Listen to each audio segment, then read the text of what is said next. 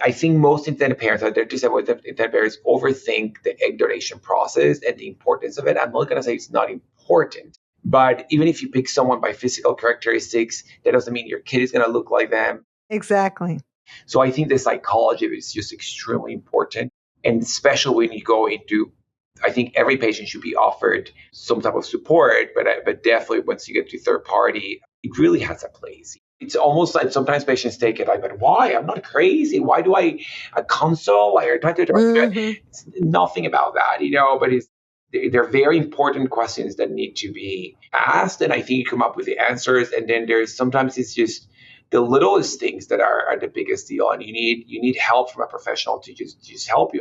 The decisions you make when you're building your family with reproductive medicine are so important because they will have an impact on your future family. And so it's essential to get the right education so you can make the decisions that will be right for you, not just for now, but for later. So today, I'm going to introduce you to Dr. Julian Escobar, who's going to share with you how you can make decisions about surrogacy, about IVF, about donor conception, about so many topics. And he will also share his personal story about how he built his family. So tune in. I think you will get a lot of helpful information from this episode. From our Building Your Family community, this is the Building Your Family podcast. I'm your host, Lisa Schuman, author, researcher, and reproductive medicine therapist. As the leading destination for support and education for people using reproductive medicine to grow their families, we cut through the noise to provide you with research-based information, effective and actionable strategies, and the support that you need to feel better so you can get into the driver's seat of your life and build the family of your dreams. We look forward to seeing you inside.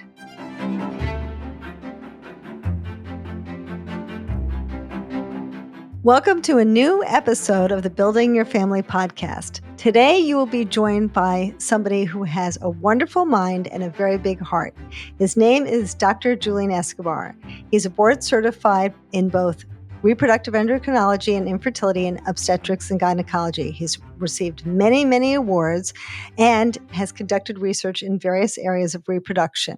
He also has a wonderful platform, and I actually met him through social media, which is unusual for this podcast. Most people I meet through our scientific conferences, and we've crossed paths many times probably, but we've never met before this podcast. So I'm so excited to get to talk to him with you in real time and find all about his journey to have a family himself and also about his wonderful practice. So thank you for coming, Dr. Escobar.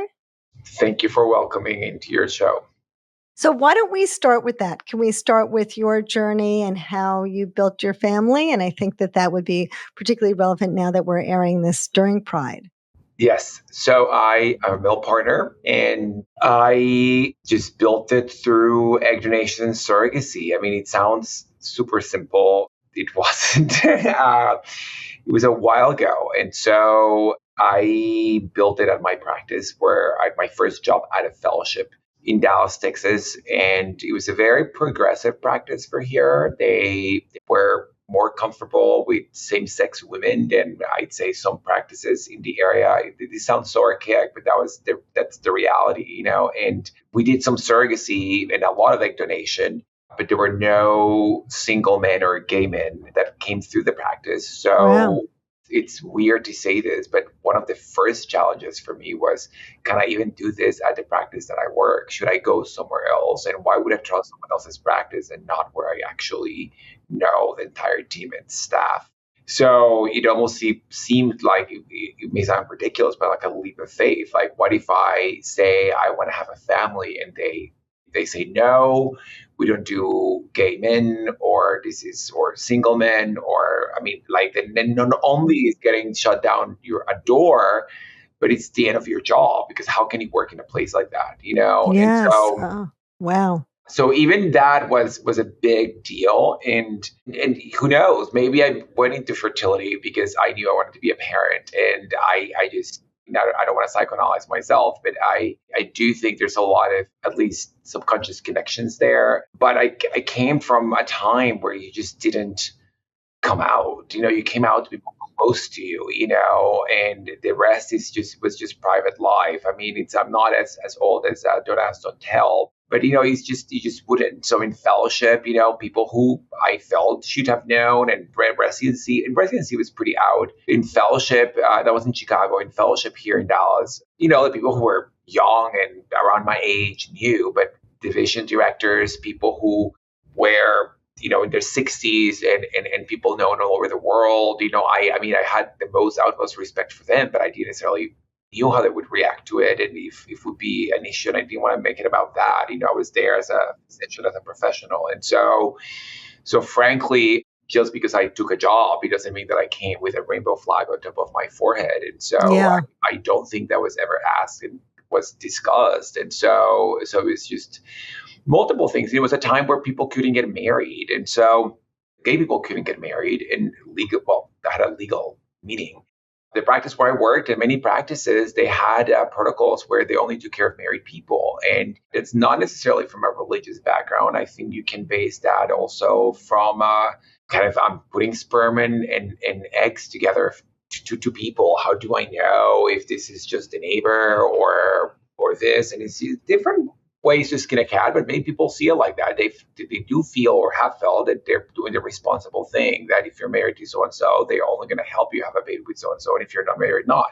So It's multiple. So even if I had been so for me, it was an impossibility from that angle. So, and if you have protocols, especially in IVF, you should follow your protocol. So if your protocol says, I only take care of married people, how can you take care of non-married people, And then the rest is, yes, we went through the process of finding an egg donor, made embryos. I was talking today to a couple from Spain, and I told them I would be very nervous if any of my patients picked the donor I picked, because she was not, as numbers go, the best donor. But we had 2 gorgeous kids and have 5 extra embryos from that. But it's I'll put myself at risk, but not to it.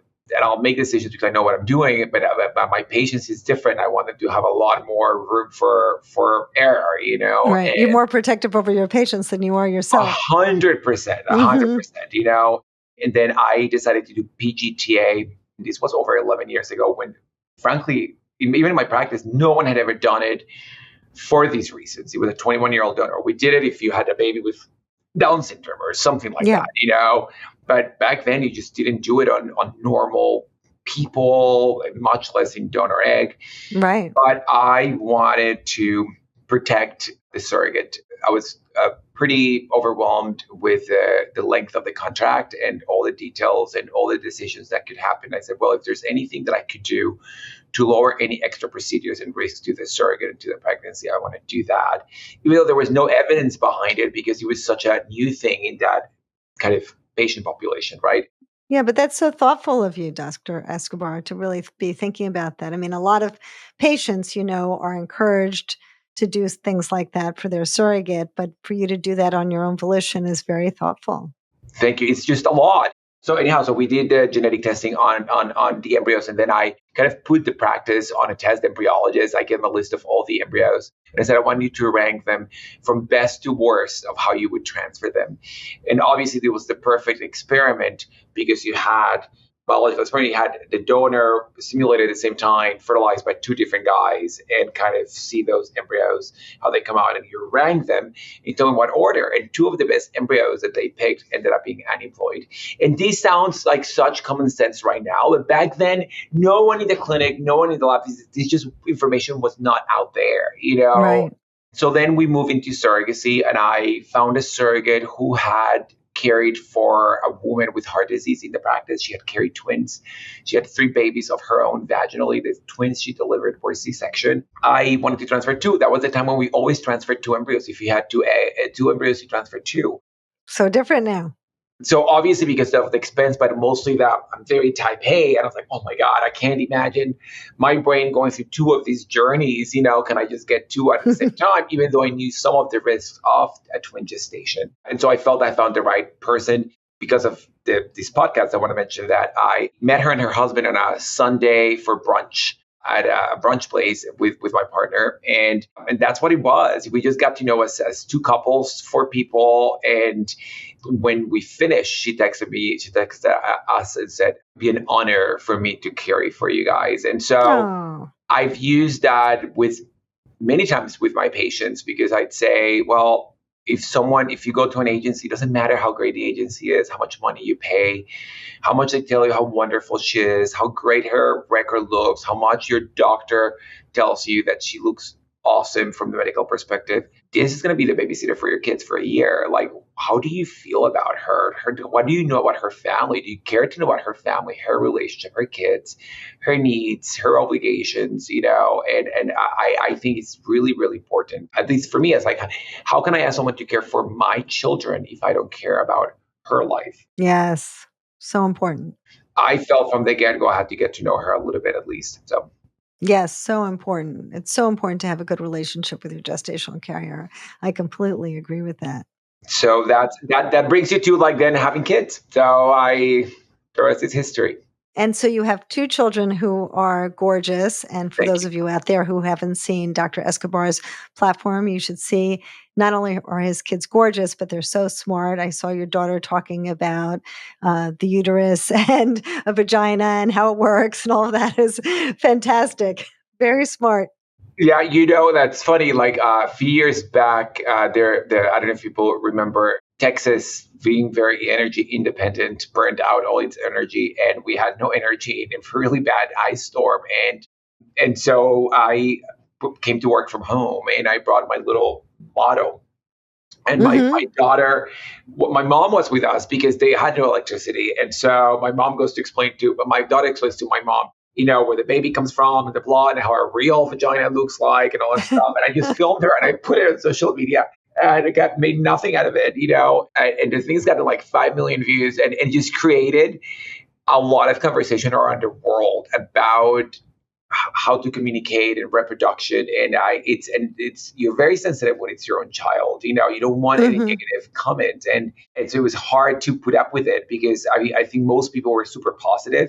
But it's funny to see in all languages, India, everywhere around the world, people saying that this 7-year-old knows more about reproduction than most men here, or It's it's incredible. no, but I think it's important. And I want to say it's not just because I'm a fertility doctor. I think it's because we've been very honest with the kids from the get go, how they were conceived. It's part of the journey. It's very normal. And we chose not to say that Molly, our surrogate, was an oven and that they were the cookies. We just talked about two guys you need eggs. And so an egg donor, a beautiful egg donor, and a little angel gave us some of her eggs, and so that we could fertilize them with our seeds. That's what we called it initially, Mhm. sperm nowadays. And we made embryos, and then the embryos got placed inside Molly, who cared for us because we don't have a uterus, and they know the surrogate, and we see her almost every year. And so it's just very matter of fact. It's wonderful. That's wonderful. So, as you kind of think through this whole process, and I'm sure you've seen so many patients since you started this journey yourself, do you look at that, your patients, a little bit differently or have some different opinions about? I mean, I know science has changed, right? I mean, when I went through IVF, I had, 3 embryos or 4 embryos transferred on day 3, right? So things were very, very different way back when, right? It's very, very different. There's no such thing as a blastocyst back then. The world keeps changing. And so, how has your perspective changed on all these decisions that you made when you were going through your journey from, and you're looking from the other side of the table, right? You're not just somebody who's watching this podcast or a patient, you're looking at it from a medical perspective. Yeah, I mean, the world has changed a lot, both fertility wise and just socially. From the medical aspect, exactly like you said, IVF was very archaic 20 years ago, 15 years ago. Not every practice could grow an embryo to be on day 3 to a day 5. Pregnancy rates were better than inseminations, but not much, much better. So we should No. really push injectables with inseminations, and surgery was a big part of the fertility journey.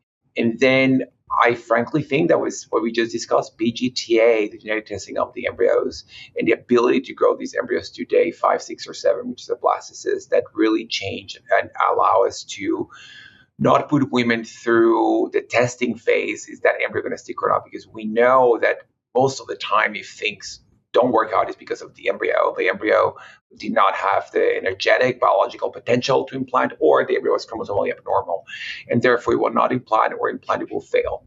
Being able to select really allowed us to go from a pregnancy rate of 20-30% on a decent prognosis patient transferring one embryo to 70%, 65%. And when I transfer my embryos, and we transferred 2 embryos, we had not crossed that. We always transferred 2. So that was 2013 or so. And so since then, we realized in 2017 that too many twins were being born. And then there were studies done comparing the risks of a singleton transferring an embryo versus 2 embryos. And the risks were very clear. The chance of having a premature delivery at least a month early was 50% with double embryo transfer, 600% chance higher of complications in pregnancy, and 400% higher of a baby dying. And so we started changing, and it's taking time, but now we've gone from transferring mostly 2 embryos to our double embryo transfer rate right now is 1% or less. We try to transfer like 99% singletons. So that means that we're going to blastocyst and we're able to select pretty good embryos. And now we went from using the incubator that, if you ever were in science lab, a big incubator, big box, and we put all the petri dishes there. That's how my embryos were created. To, in the past 10 years, having your own individual incubator, sometimes looking at the embryos on day 3, which means you take them out and look and put them back in, to now don't even taking them out, having a camera looking at your embryos, and not just looking at 3 days, day 1, 3, and 5, but looking a continuum of like fast forwarding the entire development of these embryos. And so obviously that's opening itself up for AI and other ways of looking at other factors that can help us determine which embryos are more adept at implanting than others, And so that is the science. Also, medically, we have split the process. The goal was, let's stimulate you. Obviously, this is in a heterosexual couple. Stimulate you, get eggs out, make embryos, and transfer your DNA, all of this. And it was almost like terrible when you went into a frozen embryo transfer. Also, we did ICSI, when we inject the sperm into the egg, when you had male factor. Nowadays, really, it's moved. For most practices, you grow to a blastocyst, you freeze everything, you let the ovaries rest, and then we transfer 1 embryo at a time. If you're 37 or above, you could transfer 2 embryos if you genetically test, and that's it. And then there's the shift of most people testing their embryos. And some people decide not to find out the gender, but they still want to make sure they're getting a normal embryo transferred. And then obviously this is going to emulate more. So what's happened in the heterosexual population, kind of what happens in people doing surrogacy, where you of course have to split it, and definitely egg donation and surrogacy, where you definitely really split the process. And so I think it's become where this is kind of one size fits all. Also, we do ICSI for everyone. We check this from into basically for everyone. 1, because if some people are going to have male factor. 2, because it's preferred when you're doing PGTA testing. Plus, if you're thinking about streamlining the process and making the laboratory more efficient, having one process as opposed to 10 different processes, it just helps, right? And even if you have normal sperm, 3% of those sperm will not fertilize an egg, and you only find out when your cycle fails. And so then you go into rescue ICSI. And we've done ICSI now for over 20 years, almost 30 years. And we know that the technology itself is not increasing the risk for patients. And so that's been adapted. And so I think things that were done as not your preferred way of practicing when I started, which was frozen transfers, which was transfer a single embryo by choice, which was PGTA or ICSI, now have become kind of the mainstream. Yes. Yeah. It's amazing. From a social standpoint, I think things have, especially being Pride Month and LGBT, have changed a lot. I mean, when I went through this process, you couldn't get married legally. And now you're going to have a woman that is not related to you carry this baby. It just adds an extra thing. Like you could say, I'm married to a woman and this embryo is completely ours and is going into a gestational carrier. And we have So we have the court systems and like the country recognizing this union, but no, we just have to jump into it, and whatever happens, happens, And obviously, in the birth certificate, only one parent would go, not both parents, because you were not married. And so for us, we changed our the birth certificate of the kids about when they were 1 to 2 years old. And so both of us are there. And some people may say, but how can you have two dads, or two moms when one of them wasn't the biological child? I was like, well, this happens in society all the time. People have babies with donor sperm and donor egg, donor embryo, and people, frankly, just have sex with other people besides the one they're married to or the ones they're living Yes. with. Yeah. And they get pregnant by these people. So what goes in that certificate is the two people that are present that want to be they're the parents of this child, not necessarily who contributed genetic material. Imagine your beautiful future. You're snuggling with your child. You feel so connected to them. Your friends and family are so happy, and you have everything that you've ever wanted. I want this for you too, but I want more than that. I want you to feel secure knowing that you've made the best decisions, not just short-term, but long-term for your future family. Wherever you are on your journey, whether you're choosing a donor, choosing a clinic, learning how to talk to your donor-conceived child about their origins, all of these decisions will have wider implications for your future. And I want you to have the right resources so you can feel empowered and confident at this very important time in your life. That's why I'm so excited to introduce you to Building Your Family. It's the only expert-guided platform designed for parents and parents-to-be using reproductive medicine. We provide unique strategies that you won't find anywhere else to make your path to parenthood smoother and more informed. And that's why our approach is about offering practical and actionable steps that you can use right now. Whether you're just starting out or already deep into your process, Building Your Family is here to guide you with expert advice, specialized education, stress reduction strategies, and a community to support you every step of the way. We can't wait to see you inside. So let me just back up for a second. I wanted to ask you a question, because I think our audience, it's really helpful for them to understand. So I published some research in 2019 looking at same-sex male couples and how most of them wanted to have a child from each of their genetics. What we saw was that it's so hard to be in a situation, whether you're a same-sex male couple or a heterosexual couple that wants two kids, you're thinking about two surrogacy journeys, which is an absolute fortune. And so naturally people say, I want twins, right? And ASRM, I think it was 2021, changed their ruling about that. There was, a lot of discussion about it. Can you share with our audience why it's so important to consider the single embryo transfer? Yes. I mean, you get pulled in many different directions. And so I understand why you want to transfer two from a financial point of view. So if you're looking at face value, you're seeing how expensive gestational surrogacy has become. I mean, let's talk about that a little bit. Before the pandemic, China allowed people to have two babies, and there's a lot of money in China. And so they came here, and obviously they got a lot of the gestational carriers. And then the pandemic came and put a hold for 2 years for not only just Chinese, but just American surrogacy. And then the Europeans used to go to the Ukraine, and then the war broke. And so now everyone and their mom wants to come to the US. And so if surrogacy was maybe $100,000 when I did it, now it's $200,000. And Unbelievable. it's crazy. And so I understand that. I understand that your desire to be a parent is so high that you may not, and you're not a physician. And frankly, even if you're a physician, I was a physician and I could too. And that's what everyone did. And we were not bad people. That's what we did, but now we know more. Now, economically, if I tell you that 50% of the babies, when we put two embryos, are born prematurely, and you have 400% higher mortality rate and 600% complication rate, economically, that means that a lot of these babies will be in the NICU, the neonatal ICU.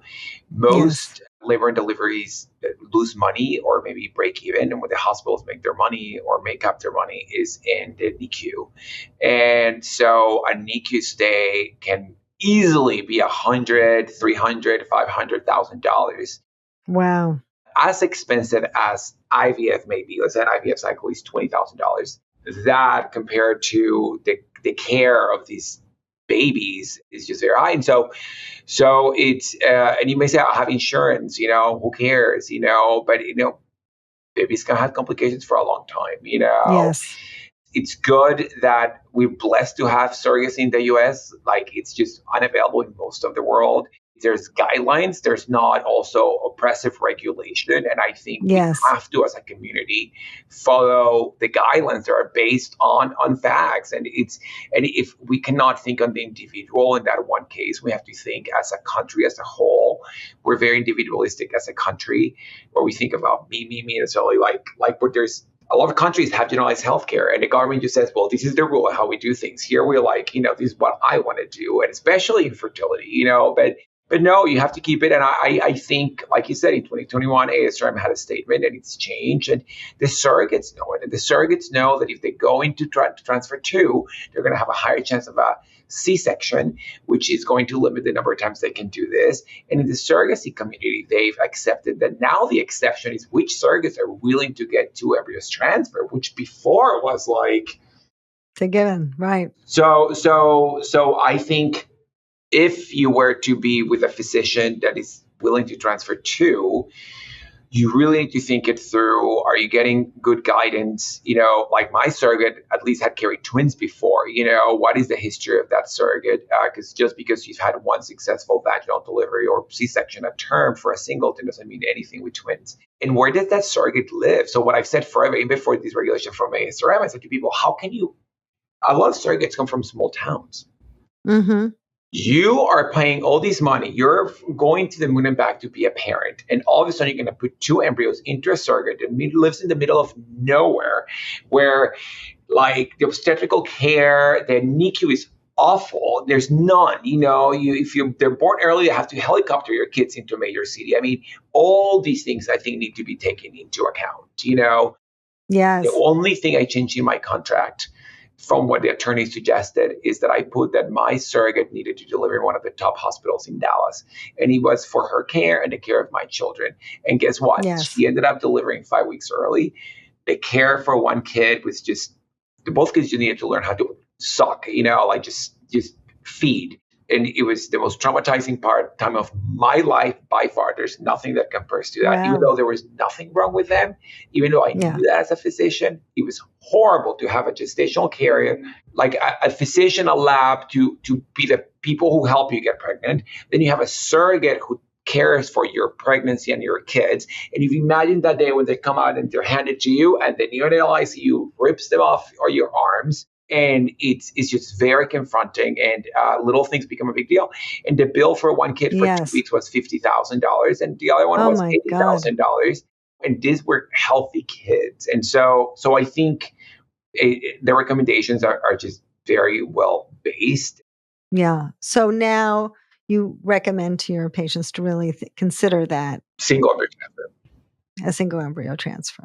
And I think the more people deviate from the standard of care, the more you're putting yourself at risk from your own guilt or even medical legally, that if things go wrong, like you're moving away from that. And this is not just a regulation. The country has moved towards it.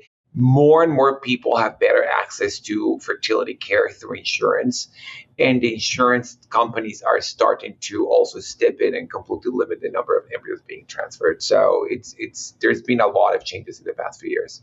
A lot of changes, right? And as you said, all for the better. And, that is a very important point for everyone to understand, that if something goes wrong, God forbid something goes wrong, people are going to look and say, well, did you follow the standard of care? And if you haven't, then they're not going to cover your costs. Your insurance company is probably not going to step in. You're probably not going to be able to win any battles with your agency, right? So you're really protecting yourself by following the guidelines. Yeah, and the contracts of these of surrogates have a lot of stipulations of loss of organs, bleeding, loss of the uterus. That all these risks are going to be higher. Also, you have to ask yourself, you think you're getting it cheaper or getting a little bit, but the reality is, like my surrogate had 3 teenage boys. She said, Julian, if you transfer when you're going to transfer me, it's going to be summer in Dallas, and I'm going to be driving my 3 boys everywhere. Do you really want to be pregnant in the third trimester doing that? So we transfer her just so that socially she could manage the third trimester better, which was winter. You have to ask yourself, what if the baby looks small, or if she starts bleeding or having contractions? She's going to get bed rest. You now are responsible for paying for whatever this lady was doing to take care of her children, drive them to school, Mm-hmm. clean the house. She Yes. cannot go to work. Now you have to pay for that employment.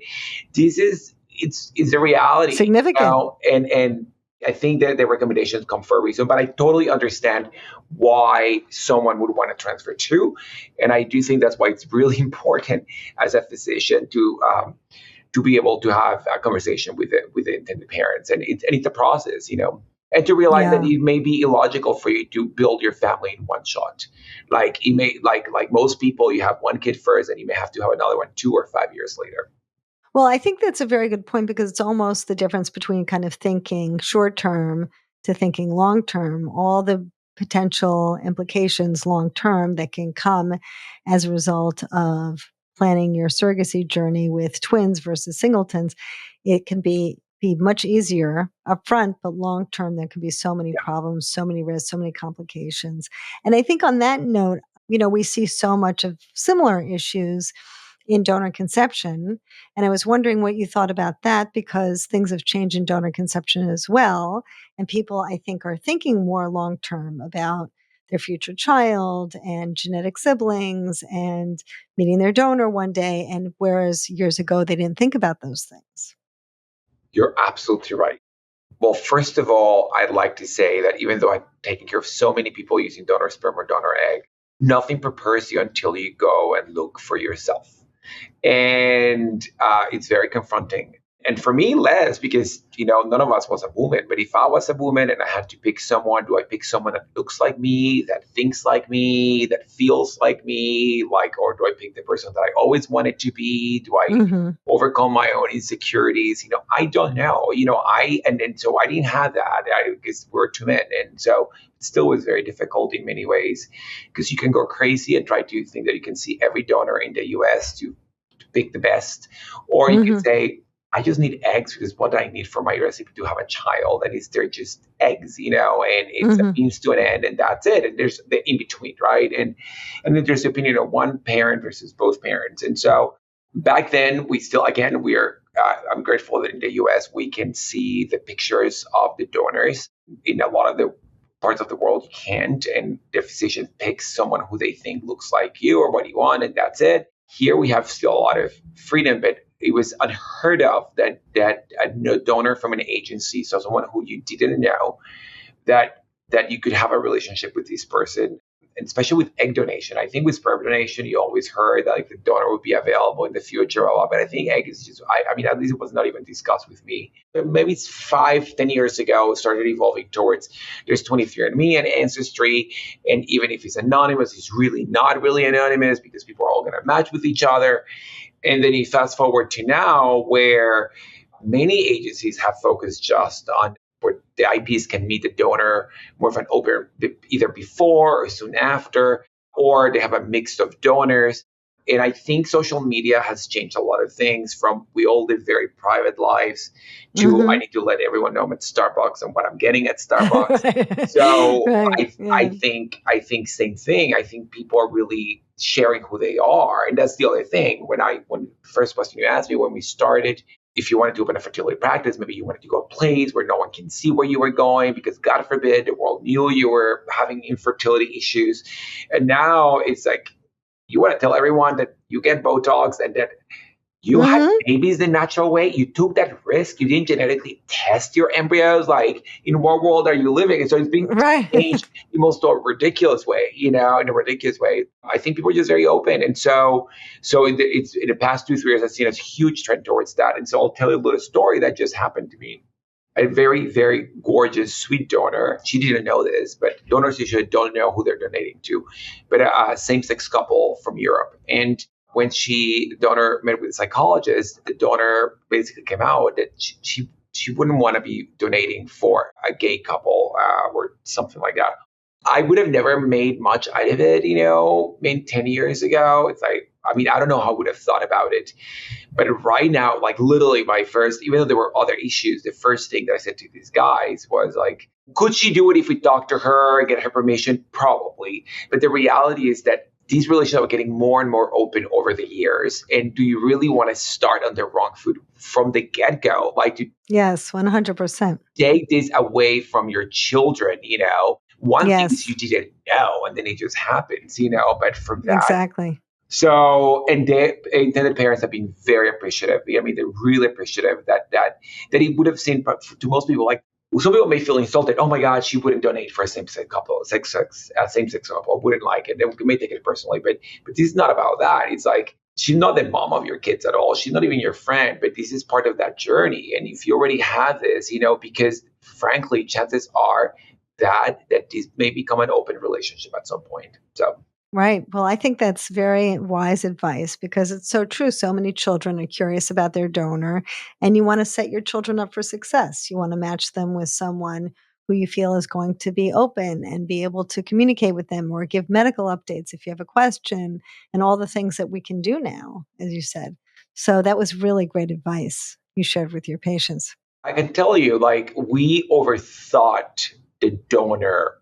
Not overthought. I mean, you're an expert at this. I mean, because that's where you work. That's your area. But I think most intended parents, they're just about intended parents, overthink the egg donation process and the importance of it. I'm not going to say it's not important. But even if you pick someone by physical characteristics, that doesn't mean your kid is going to look like them. Exactly. For international intended parents, they're surprised that a lot of the donors in the US don't really have a lot of schooling after high school. In many parts of the world, you would go as far as you can go. And so the fact that you can go further may mean that you don't have the mental capacity or you don't have something. But what they don't understand is that in this country, it's a choice. Everyone talks to each other in high school. So I have to say to them, just understand the donor that in the US, in high school, you make that conscious decision. Do I want to go to college or not?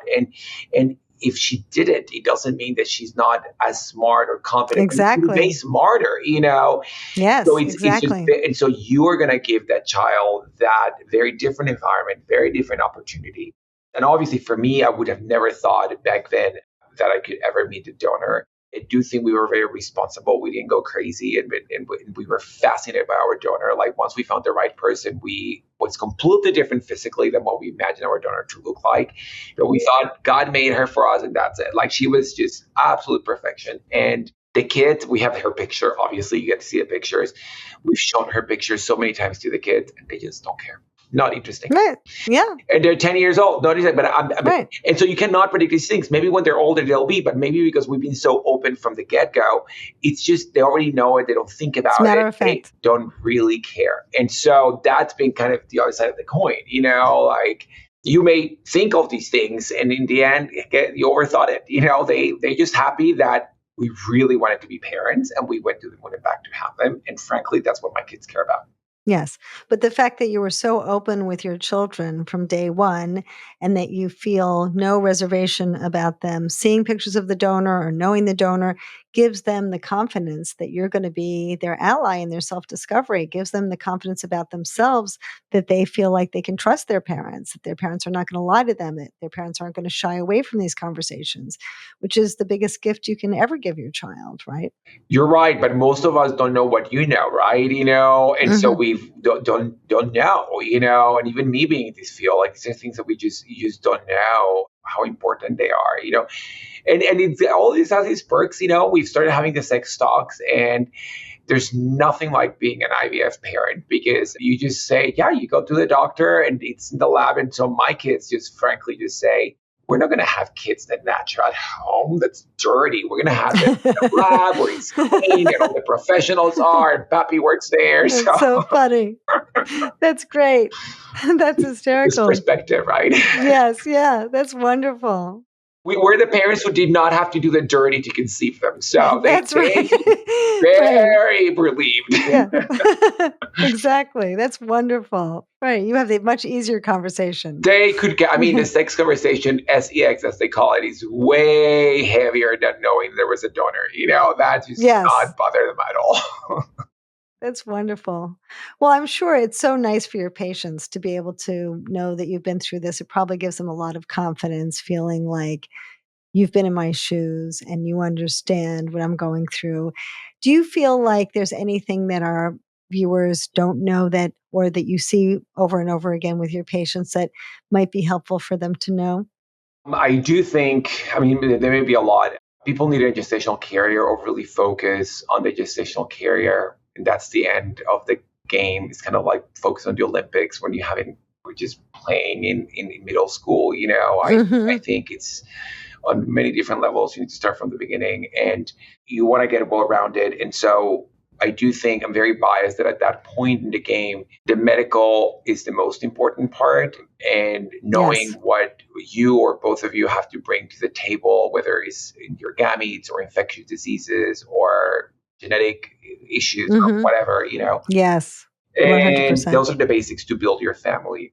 And then all these other aspects come along. And even though it's very high tech what we do and very cool, I don't know, but the older I get, the more it's become clear to me that the social and financial aspects are by far more overwhelming than anything else. And I think as doctors, when we go in training, it almost seems like a part of the checkoff list to go to a psychologist, and no one even tells us kind of what is discussed, but we send the patients to do that, and the donors and the gestational carriers. That is where the meat is. I don't, very seldom I encounter a patient that will not move through treatment because of an issue they have with the medical aspect of the process. But I think like coming into terms that they need a donor or a gestational carrier, or how they would discuss it with their family or friends or coworkers or their children, are more overwhelming and prohibiting, in their journey to become parents than anything else. As I again psychoanalyze myself, how I Mm. started this conversation when you asked me how has it changed since you tried to become a parent and now, it was the psychological aspect. Like, how am I going to be treated once I have to say, hey, I need fertility help and I have a male couple, like all these societal stuff, from family, from work, from your own, from your partner. I think those are really the heaviest parts. And I do think that that's why you have countries that everything's paid for and still people fall through the cracks and don't continue treatment. And we know that if you continue Yes. treatment, you will end up with that baby over 90%. But people don't get there. So it's not just a financial or resource, is that psychological support is Yes. very heavy. As you know, there's studies that have shown the stress of fertility patients equates to that of cancer patients. Yes. Obviously, measuring stress is very difficult, but there's the thought of like, I'm doing acupuncture or yoga, or I'm going to really starve myself out or restrict myself from all these other bad Mhm. habits so that like, there's just the psyche of it is so interesting. Or how, in general, guys are 6 to 12 months behind their female spouses in realizing the seriousness of infertility. Yes. So I think the psychology of it is just extremely important. And especially when you go into, I think every patient should be offered some type of support, but definitely once you get to third party, it really has a place. It's almost like sometimes patients take it like, but why? I'm not crazy. Why do I a console? Why are you trying to Mhm. It's nothing about that. But it's just they're very important questions that need to be asked, and I think you come up with the answers. And then there's sometimes it's just the littlest things that are the biggest deal, and you need help from a professional to just help you. And I think a lot of going back to them, should I just are married couples better candidates to get pregnant than unmarried couples? Well, I've seen so many people get a divorce in the middle of their IVF cycle. Like, I don't think that like says that they're going to be there for each other. And then I've had patients who've been together for 17 years, have 3 kids, and they're coming for another kid. They don't have a marriage license. Does that mean that they're Mhm. not good parents? So And now we have all these arrangements, right, where you have a couple and maybe they get donor eggs from the best friend, or maybe a lesbian couple gets donor sperm from a friend, or, we have all of these different arrangements now. And it is so important to be educated on all these issues that you just don't know, because you don't know what you don't know. And lots of people think, oh, it'll be fine. This guy's my college roommate, or this person is my sister, and we don't have any familial problems. But until you sit down with somebody who's a seasoned therapist to actually walk you through the things that could happen, even disposition of embryos and all these situations that you don't think about, we really don't know. And so that's when you end up seeing these cases in the courts and all sorts of problems down the line. And the children are affected. You cannot prevent everything in life, but you want to at least know that you did the guideline, you follow the guidelines, you did the basics, you ask yourself these questions. And so what I would say is that these social aspects are just huge, and people, like, you need to reinvent the wheel, and definitely you just need to follow guidelines. And if you're ever getting some care, you come up with ideas that are not part of the guidelines, you have to ask yourself the why. Yes. I think the parameters have been put there for a reason. And some people may need it more than others. Like some people like myself, I just knew that I was going to need a surrogate. But there's aspects of how are you going to handle conflict with the surrogate. I went to every single of her appointments. We went for lunch every single Wow. time.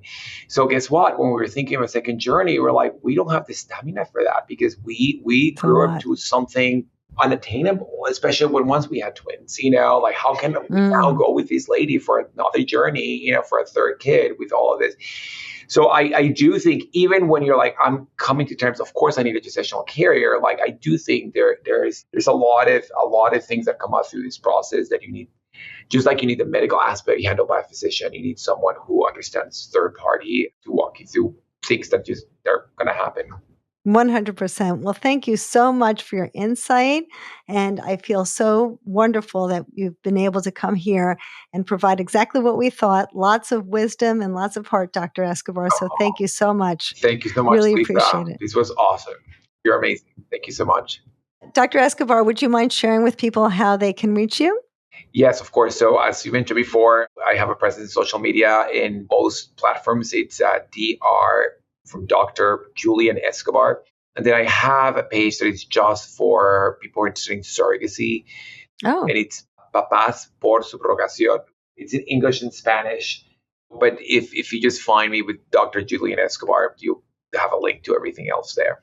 Oh, thank you. Thank you so much. And thank you to all of you for coming. I know your time is so precious, and I really appreciate you coming here. And please press subscribe, because it's how we keep going. And I look forward to seeing you next week. Thank you for joining me today. I hope this was helpful to you. And if you'd like more personalized support, more information, and more education, you can find it in the show notes under the Building Your Family community. We'd love to see you inside. And if you were interested in today's topic, you will really like this video.